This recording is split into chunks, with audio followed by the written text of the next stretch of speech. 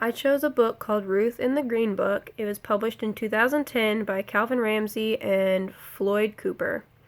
I chose this book because it taught me something that I've never heard about before, so I thought that was really interesting.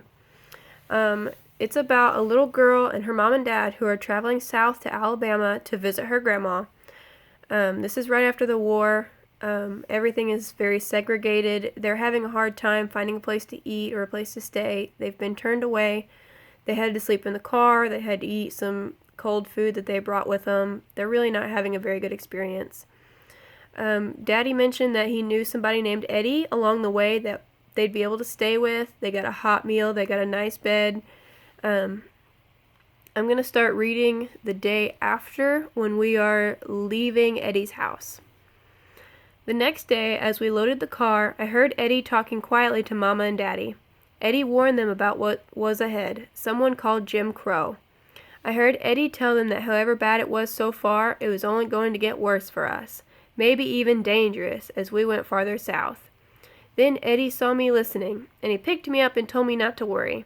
He said that I should look out for an Esso service station along the road because the people there would be nice to us. In the car, I asked Daddy who Jim Crow was. He explained that Jim Crow wasn't a who. It was a bunch of ugly laws forbidding blacks and whites from mixing in any way. I asked, why don't they want our business? Wasn't our money just the same? It hurt my feelings to be so unwelcome, but Mama sighed and reminded me that my job for the day was to look out for an Esso station.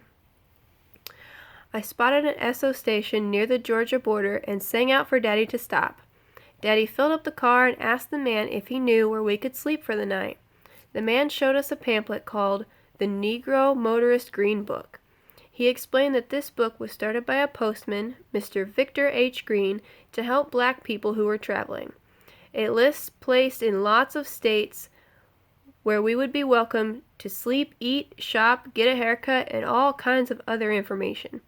Right away, Daddy bought our very own copy for 75 cents. Mama read about a place nearby called a tourist home where we could stay for the last night of our trip.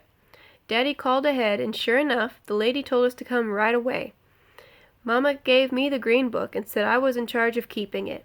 I couldn't stop reading it, all those places in all those states where we could go and not worry about being turned away. We reached the tourist home in the early evening.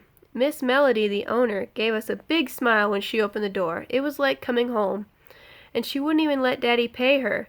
She said she welcomed Negro travelers because it was right to help each other out.